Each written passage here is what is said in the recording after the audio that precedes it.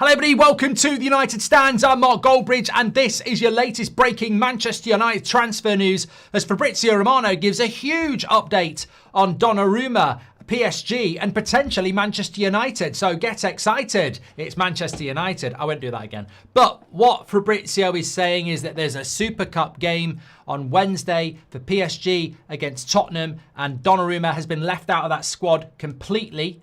He feels it's unfair.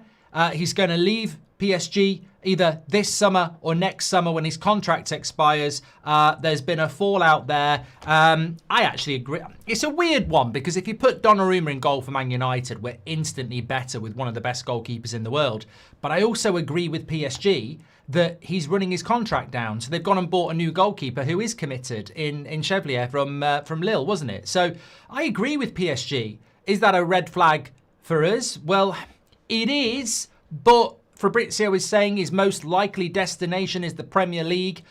Man City don't need a goalkeeper. Liverpool don't need a goalkeeper. Arsenal don't need a goalkeeper. So then you move down the list. Chelsea, Newcastle, Manchester United. These people are clubs that do need a goalkeeper because remember, Newcastle were looking to move on Nick Pope. So he's going to want a big wage. I think he wants to run his contract down.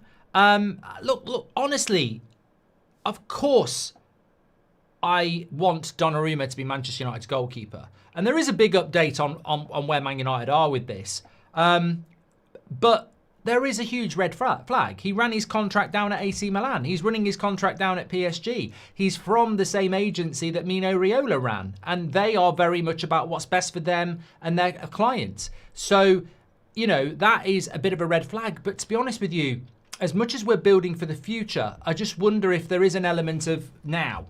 Like, if you want to build a club for the next 10 years, then Donnarumma is probably going to run his contract down in 3 or 4 years. Honestly, he probably is.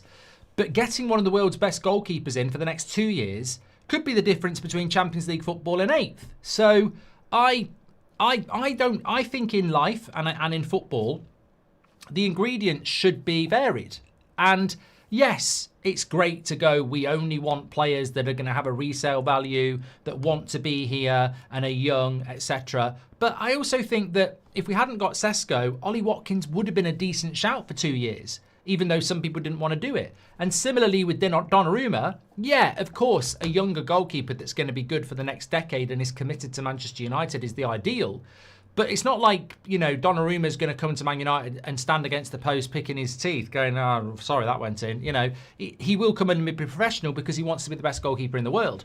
Whether he'll be off to Saudi in 3 years, maybe he will. But we need something right here, right now. I mean, I saw the pictures of Onana back in training today. And I really don't want to say this, but I was depressed. I mean, you can only be true to yourself. I'm not going to start talking about volleyball or you know, be offensive or anything like that. But I don't rate him as a goalkeeper. So it fills me with dread, if I'm being completely honest. So the opportunity to bring somebody in like Donnarumma is very exciting. Now, we're not in talks with Donnarumma at the moment, and neither are Chelsea, and neither are Newcastle. So nobody's actually in talks with him at the moment, which is quite a good thing because I think a lot of clubs are looking at Donnarumma and thinking the same. And I look forward to the comments because I think a lot of you are going to agree with me. Yeah, there's red flags. Yeah, he's a guy that runs his contract down. But ultimately, for the first couple of years, you're going to get a very committed goalkeeper who's one of the best goalkeepers in the world. The question is, can we afford it? And that's where it becomes problematic because we're talking, if you were watching the video with Beth at 2 o'clock, we're talking about world record bids for Belieber. And then you want to find £25 million for Donnarumma and then pay him probably 250k a week. I think he's rumoured to be on about 211, some say 300k. He'd be on a good wage. So I can see United going, nah, this is not what we're all about. We don't want to give a goalkeeper 250k a week and we don't want to give PSG £25 million. So I think the price might be off-putting to Manchester United. But similarly, it will be off-putting to Chelsea as well. Chelsea have a wage structure. I think their best paid player is Sterling, which was a stupid deal. I think Nkunku's in the top 3 and they're trying to get rid of him. If I'm wrong, correct me if I'm wrong, I think Reece James is their second highest earner at about 250k. And most of their players earn about 180k tops. So Donnarumma breaks their wage structure as well. As much as Chelsea like to spend money, he breaks their wage structure. So I don't think there's an advantage for Chelsea. Obviously there is because they've got Champions League football, but I mean, I can see him at Chelsea more than I can see him at Manchester United. But what I'm saying is, it's not like they can blow us out of the water wages-wise because they're operating to a structure as well. They also have a pretty strict criteria of players being under 23. So maybe they wouldn't go anywhere near it anyway. But Chelsea would be improved by it. So it's certainly an intriguing one. And it's also one you probably don't have to rush to a decision on. It's only today that PSG have left Donnarumma out. And he's said to be very disappointed and surprised by that and doesn't see it as fair. But I think, to be honest with you, I haven't got a problem with PSG and football clubs behaving like they are the thing that matters. And I think what they're basically doing is you're not going to be our number one when we know you're going to run your contract down.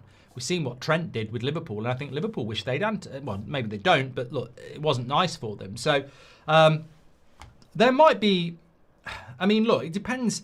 What I think is there a loan deal there? Like, is there a loan deal there? PSG won't get any money for him, though. That's the problem. So the only thing I would say to PSG is there's got to be a solution. Like, he obviously will want to run his contract down. You won't get any money for him. So there's got to be a solution because something's better than nothing. And why should a club give you 25 million and then give him 250 grand a week? That's a lot of money to outlay when really there's not really a place for him to go. So I wonder if there's a loan. I wonder if there's a reduced transfer fee because the problem's going to be paying PSG a fee and then paying Donnarumma the wages he's going to want. And that's going to make it very restrictive for anybody. So watch this space.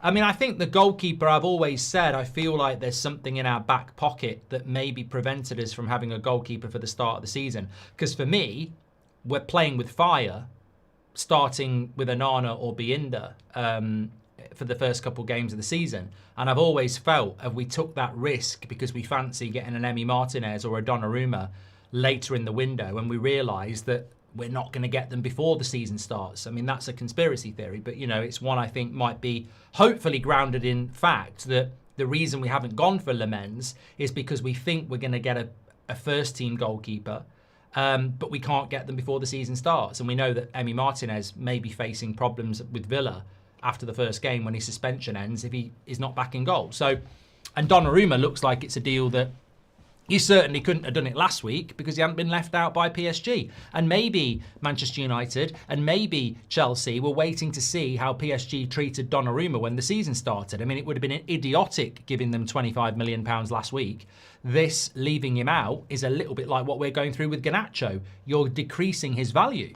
You can't sit there and say we want £25 million when you're leaving him out your matchday squad. I'd be there going, look, he's a brilliant goalkeeper, but you are charging top price for one of the world's best goalkeepers who you won't even put in your matchday squad. I mean, that's just a bit like, it's going to get very distasteful very quickly. You've got a very unhappy player, you're dropping him completely, and then you're asking for top dollar for him. It's getting a bit like silly here. Let's just calm down a moment and let's do a deal. So look, I watch this with interest. At the moment, I don't get too excited because I know that we're not in for him. But you know what? That could change very, very quickly. I personally always felt like he would go to Chelsea. I'd be disappointed if he ended up going to Chelsea. Lots of content, lots of stories coming in at the moment from France. Fabrice Hawkins is a very good journalist for that. He says Man United and Chelsea have inquired about Donnarumma's situation in recent hours. So watch this space.